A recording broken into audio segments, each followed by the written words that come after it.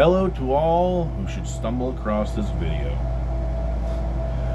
I wanted to offer an update on my modulus. That's kind of all this is going to be about.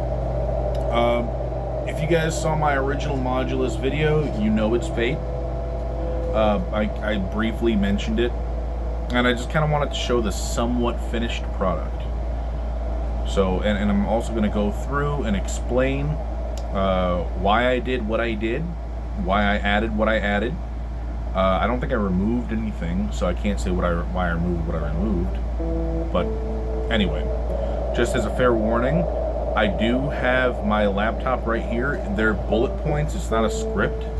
And it's mainly just because I go off on tangents a lot, and I lose myself in my tangents. So, anyway. Here she is. Lock the breech back. Make sure it's unloaded. Grab my light just to make sure you guys can see down the muzzle. Nothing down the muzzle. Nothing in the mag well.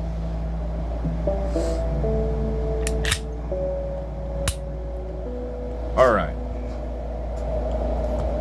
My zrodelta modulus. We'll start with the muzzle here, the barrel. So I set out to try to find a barrel that was a Glock 23 to 19 conversion. Basically trying to shoot 9mm out of a 40 caliber slide. But the caveat was I was trying to also find a barrel that had a 1 in 10 twist.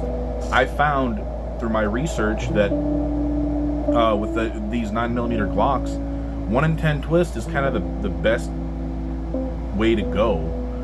That's your sweet spot for reliability as well as accuracy. And yes, even at close ranges. I read reports of people that had, like, you know, I want to say it was maybe 1 in 8 twist, and their shot patterns were all over the place. So you see the threaded barrel here. I do have the threaded barrel. So that made my search a lot more difficult, because I had to find a threaded barrel, a 9mm threaded barrel for a Glock 23 slide with a 1 in 10 twist. So you can see how my margins were really small because I had to search on so many. Anyway, I found it on Optics Planet. I ended up taking it out to the range, and the gun did shoot accurately, and it shot fine reliably, but my only issue was my thread protector kept coming off. So you actually can kind of see that I put an O-ring in there. I went on eBay and I found 3 O-rings for $2. They were high heat O-rings specifically made for guns with threaded barrels. So that resolved that issue. I've mentioned this slide a few times. Let me explain why I wanted to go with the Glock 23 slide. And this isn't the color that I want. So anyway. I wanted a Glock 23 slide because with a Glock 23, you can get a barrel for a 40 cal, you can get a barrel for 357 SIG, 9mm, 22 TCM, and I'm sure I'm forgetting one because I feel like there was one more. But basically those 4 calibers, you can shoot them all day long using the same slide, which, since it's the same slide, it's the same sights, same optic, same parts, same everything. So I think it's a good deal. If you ask me, the Glock 23 is probably the most versatile handgun out there, because your range is just so... You can go down as low as 22 LR if you really wanted to, and up as hot as 357 SIG, which in some cases does rival 357 Magnum in defensive capabilities. But anyway... So as far as the slide is concerned, I took my old slide and I sold it.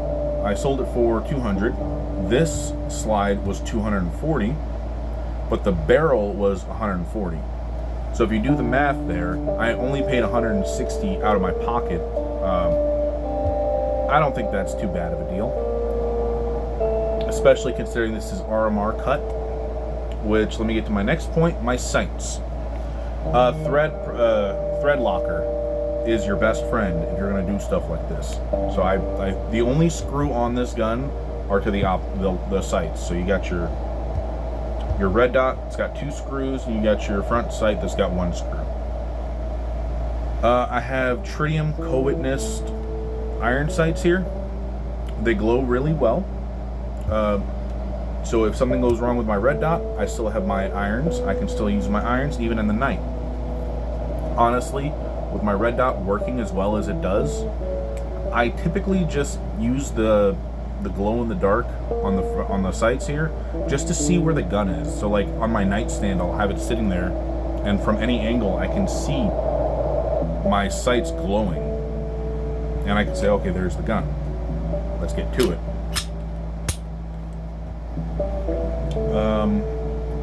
So nothing special about the sights. They weren't hard to find. Co-witness, suppressor height, night sights, not too serious. I like Holosun, as if you can't tell, this is a Holosun. I mean, it's only been in your face for the last 6 minutes. I like Holosun because of its shake awake, which means as soon as I pick the gun up, the optic's on. I also really like Holosun because if you did change the battery cover is right there. You don't have to remove the optic at all. And to make things even better, it's actually got a solar panel. So I can put it on solar mode if my red dot does go down, or I don't have the money to get batteries, or I can't find batteries for it, which is very possible with the supply chain issues we're having. You'll always have a red dot with a Holosun. It'll always work, as long as there's sunlight. And if there isn't sunlight, I still have my tritium night sights. So next, you might have been looking at this back plate and seeing it flip up and down. No, that's not broken. That's actually what's called a striker controlled device. And what it does is when you pull the trigger, yep, right there, you see it? When you pull the trigger, that back plate comes up. Now you might be thinking, what's the point of that? Well, typically, I carry this guy right here. This is my typical carry gun. And when I go to holster this weapon, I always have my thumb on the back of the hammer, just as added safety. So I keep my finger off the trigger and thumb on the hammer. So when I go to holster, I know even if something gets in there, nothing is happening because my thumb is bracing the hammer. So translating that into a semi-automatic like this, if I put my thumb here, that trigger's not going all the way back, which is very important when we get to holsters, and I'll explain to you about holsters in the end here, and what holsters I have and why I have them, the way that I have them. So that's the entire upper assembly. I chose an Olight, specifically an Olight Balder Mini, for a couple of reasons. First of all, I wanted something that was going to look flush with the end of the muzzle, the end of the slide. That was first thing. Second thing, I like that it's super adjustable with just one knob. Boom, I can push that knob out and the whole thing comes off. The entire light laser comes off. I know Olight actually has a confirmed kill, and I hope to God this thing doesn't blow up. But anyway, I like that it's a magnetic charger, right? So like on the days that I do feel like carrying this, I have my mag in, and when I go to set it in the holster for next to my nightstand, which actually, now that I can see it, you can see it's right there. There's my holster that I put my pistol into that before I go to sleep. And a little bit further, you can actually see the charger. I didn't even realize that. And so I have the charger there, and all I would do is connect it on, and it's magnetic, so it clips on, put it in the holster, and then when I need it, if I need it in the middle of the night, I can wake up, and there's no switches, there's no wearing out of a socket. It just pops right off. I love that. I love that. Other thing I like is this is a light and a laser. And lasers are getting really hard to find these days. It seems like not a lot of people use lasers outside of IR lasers. And I don't have nods. Not yet, anyway. Anyway,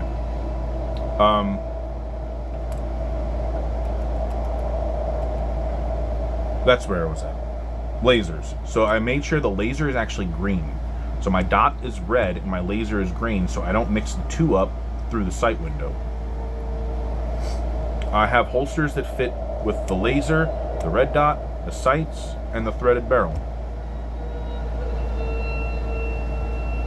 And oh, I definitely love how the switch, where you can switch, it's gonna get really bright, fair warning. You can go from, I got my laser, and then just a flip of the hand, and you can't tell, but that's a light and laser, and then you can have light only. But the middle, which is where it tends to go when you're holstering the weapon, the middle is where it goes, and that's light and laser. That's perfect. I love that idea. The switches are actually metal. I love that. I was debating on a Streamlight TLR 8, which I still might get that one day, but for right now, this Olight Boulder Mini, it's doing me right. So I went ahead and changed the front and back strap. I put the finger grooves on the front strap.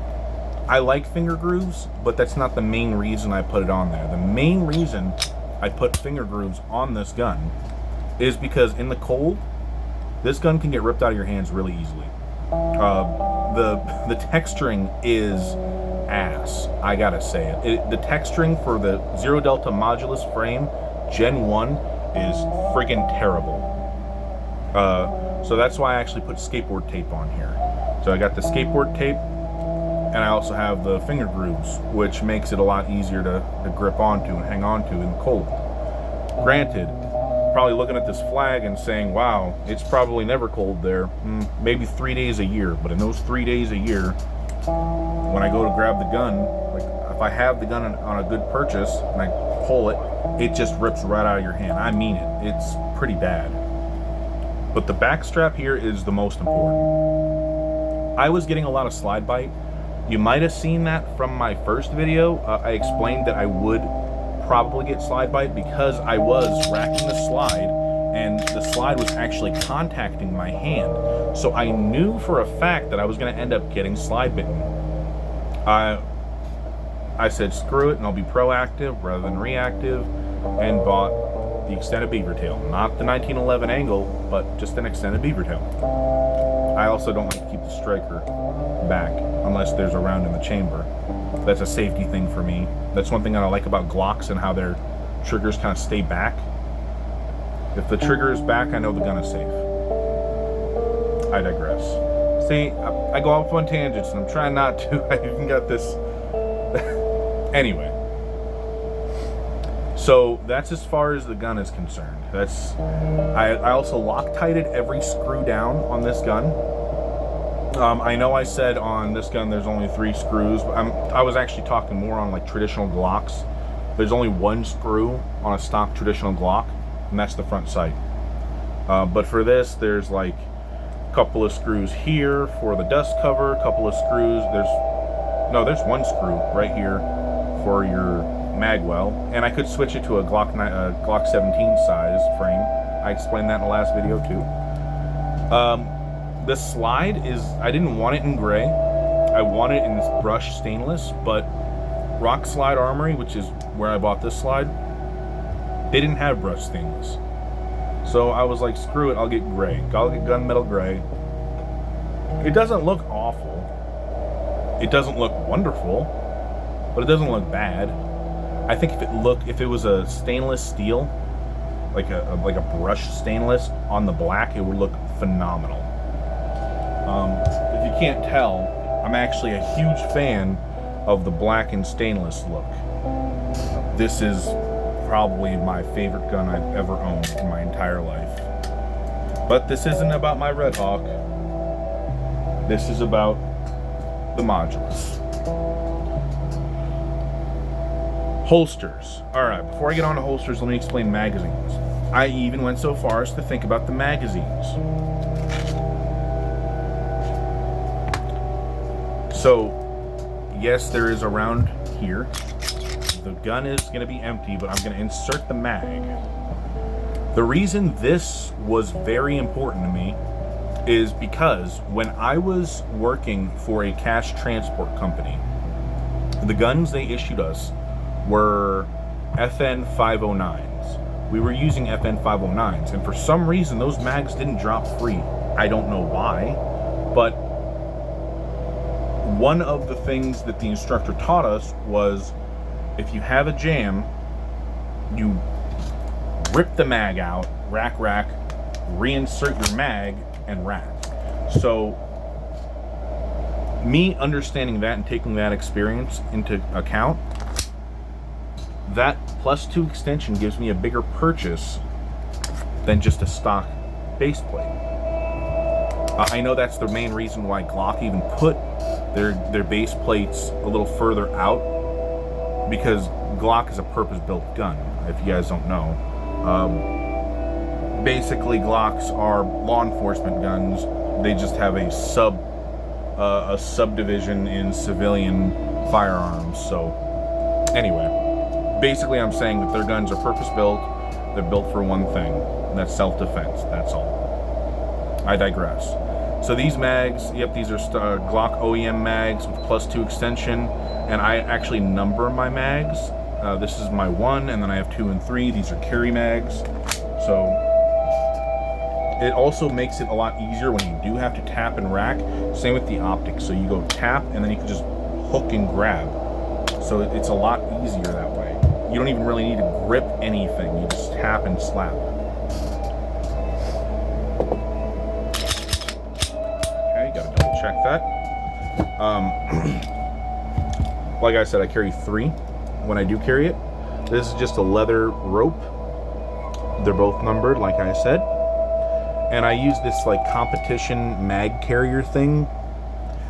I like them because they hold the magazines really well. They just clip on and off your belt, and if you need them, they're there. If you don't, they're not. The rope I found is very important because when you're just going about your daily duties on your daily life, these mags have a tendency to flip forward, and you could actually lose a magazine that way. The rope retains it, as well as keeps them close together, so you know your mags are always next to each other. And in storage, this doesn't matter, but in storage, I tend to keep the one mag that tends to go in the gun in its own separate pouch. This is a horizontal, I want to say Galco mag pouch, but basically I just keep it there. And speaking of leather, let's talk about the leather holster. This is a simply rugged leather holster made for a Glock 19 with an Olight Balder Mini and a Hollow Sun Red Dot. I love this holster. I have one complaint against Rob Leahy that made this holster. When I originally ordered it, he sent me one that didn't have the Olight Balder Mini cutout for it. Okay, I called them. They made it right. I sent them the old one. They sent me the new one. And I told them then as well, I have a threaded barrel. They didn't add a threaded barrel to this freaking thing. So what ended up happening, what I ended up having to do is cutting some of the stitches out and melting the string so that it doesn't come undone. After that though, it fits in there like a glove. Like it was made for it. Because it was made for it. Anyway, I didn't like the little belt loops that it came with. I also didn't I noticed with an FBI cant, the gun has to come straight. So it's easier for me to go up than forward. Therefore, I chose metal belt clips that I just drilled and screwed in with Chicago style screws. And it basically just hangs up. This is where your belt line would go, and that's where your gun is. One quick tip on a sidebar. A lot of people don't talk about this when it comes to holsters, and it does bug the crap out of me. When you're looking at a holster, this distance is what you really need to look at. I don't know why nobody else has cracked this code. This is the distance from where it attaches to the belt, from your waistline here, to the front of the gun. So you need to have enough room for your hand, because that's where your fingers are going to go. You see? That's one of the things that I really, really like about revolvers, because if the trigger guard is covered, you have all that room to grip, draw. That's why revolvers tend to it's easier to draw and get shots on target first with a revolver, because they have that from the holster to the front of the grip. It's important. Anyway, that's the last tangent, I swear to God. So I also asked Rob Leahy to make it so I can attach this to a chest rig. He did not. It was, to be fair, in the middle of December. I placed this order on December 27th. So the man was probably busy as crap. Still no excuse for such well-renowned holsters. But I only use Simply Rugged. The products are wonderful. Why leather? Because I want to feel that I have a gun. That's how you lose your gun. That's how you forget your gun is in the bathroom. When you go to unholster, do your business, and you put your pants back on, your brain says, hey, I feel gun on hip. Go, you're okay. But what really happened is you left your gun on the back of the toilet. Leather is good for that. But there was this major complaint with striker fire weapons and their leather holsters crimping on the trigger, causing a negligent discharge. That's why I made it a point to get a striker control device, because when I have the striker control device held in, there's no way that gun is going to go off going into the holster. Now I'm going to say, for inside the waist, leather is the way to friggin' go. For outside the waist, kydex is the way to go. So I forgot the company that made this. I know I paid way too much for it. I actually remember how much I paid, more than the company that made it, which is ridiculous. This is just the kydex holster. I added the Safariland quick detach, because I also have a kydex holster for my Red Hawk, and I also have on my home defense and security belt, my duty belt, my plate carrier. They all have this Safariland female, so all my main defensive guns have this holster, have a kydex holster with these Safariland male, so I can always switch back and forth between them. So that's really important. Kydex wins when it's outside the waistband all day long. If it's out in the elements, I want it to be hard, because I'm gonna be slapping it against crap. Alright. With that being said, I think I've covered everything. The only thing that I'm going to end up doing with this gun, only a couple of things. I got 3 last items to handle. First is the slide color, brushed stainless. Already found a guy online that's willing to do this. Not just a random Joe Schmo. It's a guy with a business. Found a place online. I'm going to have the slide sent there, have him Cerakote it, brushed stainless, bring it back, have him reinstall everything. Good to go. And I'm also going to get those 2 barrels, 40 and the 40 and the 357 SIG barrels, which I'm going to probably get